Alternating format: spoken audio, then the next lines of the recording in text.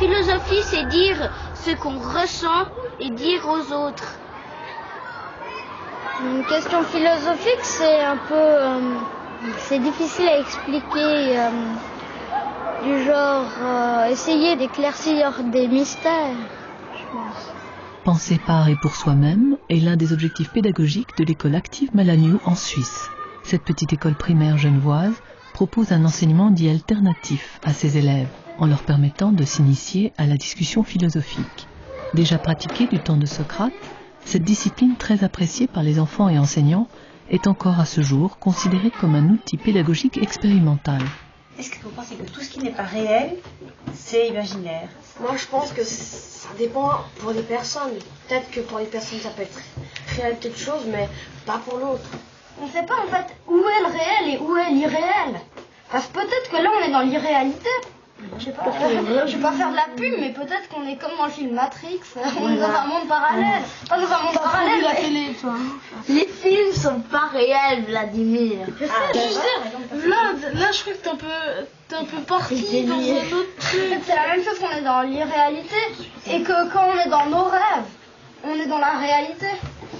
On pourrait pas savoir alors. En fait, peut-être dans le fond, on n'en sait rien. Je vais encore vous embêter avec les rêves. Et peut-être que c'est les rêves qui sont réels. Ça sait rien. Peut-être c'est quand t'es dans tes pensées, mais très profondément. Peut-être que là. Quand on entre dans une classe et qu'on voit des enfants en train de faire la philosophie, qu'est-ce qu'on voit? C'est un groupe d'enfants qui sont en train de partager, de discuter, d'enquêter autour d'un sujet qui les intéresse, inspirés par la lecture d'une histoire philosophique, bien sûr, et qui vont peu à peu, grâce à ce dialogue, à ce travail de collaboration, construire de plus en plus le savoir qui sera le leur, en essayant aussi de plus en plus de donner du sens à leur expérience, mais en faisant appel aux outils que l'on connaît traditionnellement en philosophie, des outils comme par exemple dégager les présupposés, définir les termes qu'on emploie, se questionner évidemment sur l'ensemble de leur expérience, donner des exemples, fournir des contre-exemples,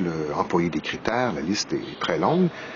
Mais l'acte que l'on voit quand on entre dans une classe où il se fait de la philosophie, c'est guère différent de ce qu'on peut trouver à l'université, parce que il ne s'agissait pas pour Lippmann, dans sa manière de redessiner l'enseignement de la philosophie, de faire de la philosophie une petite philosophie pour les enfants.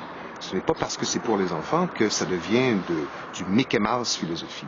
C'est pas ça du tout. Tout le monde pense, même si on est en train de faire un truc qu'on se rend pas compte, parce que moi, j'essaie d'avoir des souvenirs de pas penser, et puis on a toujours des trucs en tête. Donc on pense toujours à quelque chose. Je comprends ce que tu viens de dire. Donc, est-ce qu'il y a des gens qui peuvent ne jamais penser à ce qu'ils font? Non. Oui ou non? Alors Amaël, oui ou non, c'est-à-dire? Il y en a qui pensent que, des fois, on est sûr qu'on fait bien. En fait, Et sans penser, on est sûr qu'on fait bien, et en fait, on fait pas bien. Et après, on se rend compte qu'il faut quand même penser dans la vie.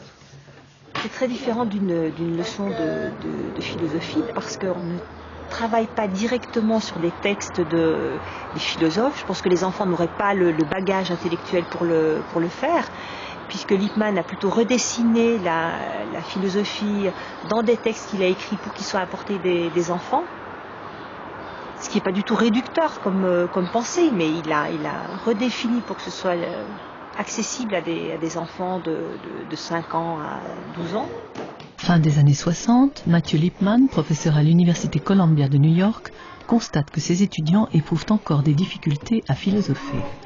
Persuadé que l'on commence la philosophie trop tard, il élabore un programme de discussion philosophique destiné aux enfants.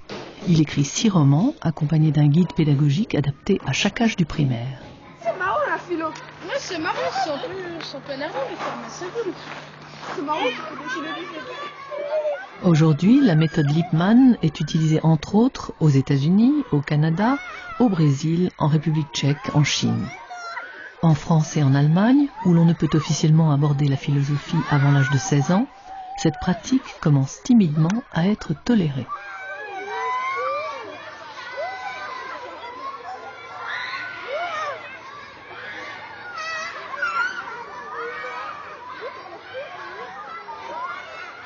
Philosopher, c'est d'abord ouvrir la bouche. C'est d'abord dire avec d'autres ce qui nous apparaît être juste, vrai, sensé. Et ça, on peut le faire dans toutes sortes de circonstances, que ce soit au moment où on est en train d'apprendre à lire. Puis d'ailleurs, lire, qu'est-ce que ça veut dire? Est-ce que ça veut dire décoder des lettres sur une page ou aller chercher en plus le sens qu'il y a dans les phrases qui sont en train de se dérouler devant les yeux? Condamné à mourir gelé. Ouais. Qu'est-ce que ça veut dire? Condamné, c'est-à-dire... C'est peut-être surtout aller chercher le sens qu'il y a dans les lignes qui sont devant nous.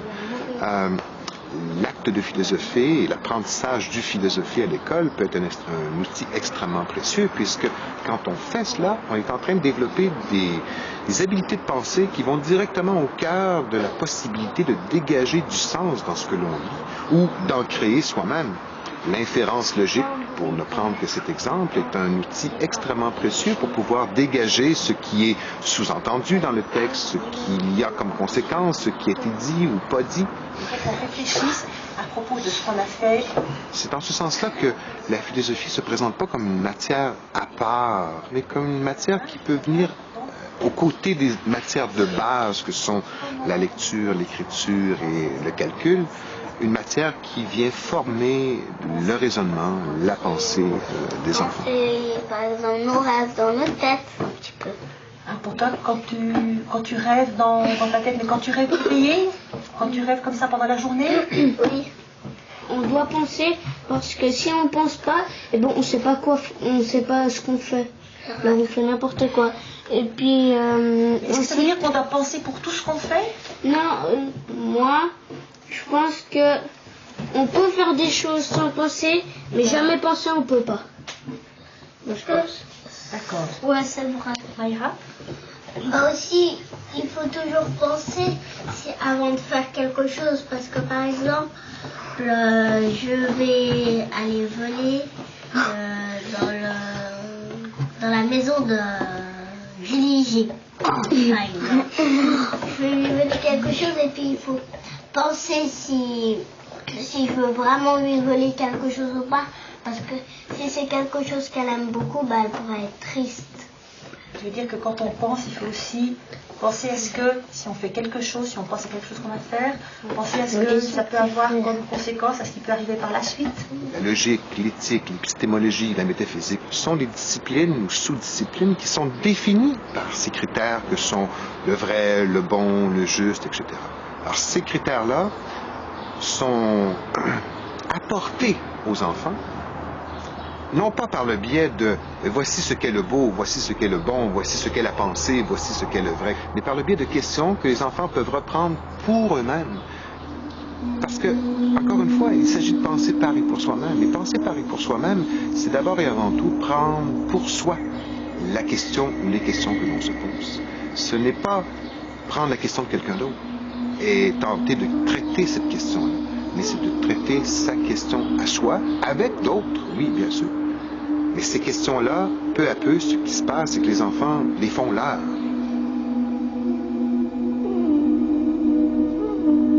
Est-ce que vous avez l'impression que vous pensez quand vous dormez? Non. Oui. Roxane? Si tu dis, allez, moi je vais passer tout le temps à dormir et tout, et ben là tu vas dormir tout le temps et tout. Mais une fois que tu dors, tu continues à penser? Bah oui. Mais en fait, tu peux pas savoir si tu penses ou pas. Tu peux pas savoir si on pense ou pas. Alors, tu n'as pas tout à fait la même opinion. C'est un changement important qui est en jeu lorsque l'on transforme la classe, voire l'école, en un lieu où les enfants sont invités à penser par et pour eux-mêmes. Pourquoi c'est un changement important? Parce que, au lieu d'entrevoir l'éducation comme étant un moment où il s'agit de gaver les enfants d'une somme de connaissances, on entrevoit plutôt l'éducation comme étant un moment où l'enquête commune est primordiale. C'est un changement par rapport à la personne qui travaille avec les enfants aussi, parce qu'elle n'est plus vue comme celle qui dispensatrice du savoir, qui sait tout en plus, et dont son mandat est de transmettre aux enfants ce qu'elle sait et que les enfants doivent savoir. Elle est plutôt vue comme les enfants, c'est-à-dire une personne qui est soucieuse d'enquête, soucieuse de vérité, soucieuse de recherche. Est-ce que chaque fois que vous pensez, vous réfléchissez? Est-ce que chaque fois que vous réfléchissez, vous pensez? C'est un petit peu de voir autour de ça. Moi, je trouve que pour réfléchir, il faut penser. Pour réfléchir, il faut penser. Ouais. Mais est-ce que le contraire est aussi vrai? On doit réfléchir pour penser. Oui. Moi, je sais pas tellement. Il s'agit de former la pensée critique des enfants, c'est-à-dire de former une pensée qui est autocritique aussi, qui revient sur ses propres positions, qui est consciente de ses propres présupposés tout autant que de la méthodologie ou de la procédure qu'elle emploie pour arriver au résultat, avec l'idée de éventuellement corriger cela si besoin est.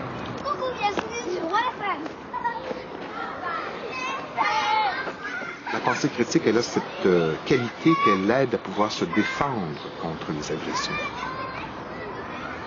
C'est pas une pensée qui vise à critiquer les autres, mais je dirais davantage à pouvoir se défendre contre toutes les attaques potentielles allant de la publicité au discours politique, voire religieux, quels qu'ils soient les discours, qui sont remplis de préjugés.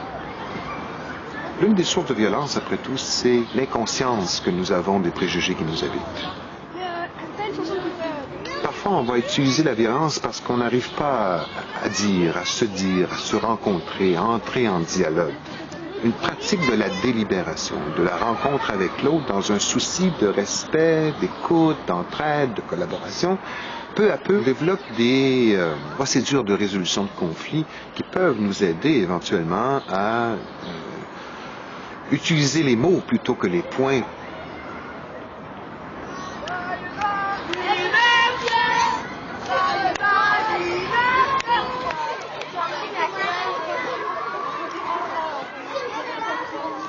Il y a au niveau du relationnel entre les enfants des choses qui se passent. Bon, évidemment, c'est aussi favorisé dans l'école par le type de pédagogie, mais c'est renforcé par la pratique de la philo. Et du coup, dans les moments d'apprentissage, les enfants viennent plus facilement en aide les uns aux autres. Et puis, au niveau des compétences vraiment que la pratique de la philo peut permettre de développer, c'est de garder justement cette attitude de chercheur, de questionnement. Moi, quand j'étais petit, je m'imaginais que j'étais un Power Ranger. Je sais pas, c'est une différence, tu vois. Je peux pas me transformer en Power Ranger. Voilà, je peux ni me transformer en Pokémon, tu vois. Moi, je me disais, ah là, il y a un Pokémon, et puis c'est un peu dans ma tête.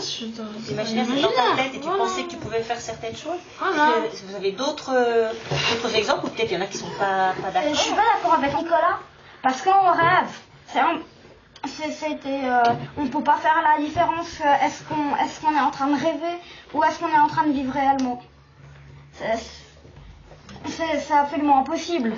Parce que quand tu rêves, c'est tes yeux qui voient quelque chose, qui voient des illusions en fait. Juste avec les yeux fermés, c'est ton cerveau qui crée les images. Mais moi j'ai pas dit que pendant que je rêvais, là je suis totalement d'accord avec toi, mais quand tu t'imagines, moi je veux dire quand j'étais petit, quand je m'imaginais que je pouvais sortir un éclair de maman, voilà, il y a un souci de transformation de la société en faisant une chose comme celle-là, de modification radicale, tant sur le plan de la société que sur le plan de l'éducation en tant que telle. C'est différent. En rêvant. Les preuves sont là, puisqu'il y a de plus en plus d'endroits où des gens ont décidé d'introduire la pratique de la philosophie dès l'école primaire. Est-ce que ça doit se faire à tout vent, un peu partout? Si on estime que par là, on est capable de former mieux, davantage des personnes raisonnables, citoyens de sociétés démocratiques qui reposent sur des individus raisonnables, je crois que oui, il faut le faire. Maintenant, est-ce qu'on a les moyens de le faire? Ça, c'est une autre histoire. Oui, attends, laisse-moi finir. Les rêves, en fait, c'est peut-être un peu notre monde réel à nous. Tu disais que c'était un peu ton monde à toi, Quand tu rêvais. Parce que personne n'y a accès. Il y a juste toi qui vis dedans. Je suis pas tellement d'accord parce que moi, des fois, je rêve quand je suis au parc Bertrand. Peut-être t'as mal compris ce que j'ai dit. Je sais pas. Moi, des fois, je me sens mieux dans un rêve que dans la vie normale. Je suis d'accord avec que c'est un souvenir réel, mais dans le rêve, ce n'est pas réel. Je vais pas t'expliquer pourquoi, mais ça l'est. Je suis comme ma mère. André puis Nicolas. Pour plus d'informations sur les enfants et la pratique philosophique, consultez le site arte-tv.com.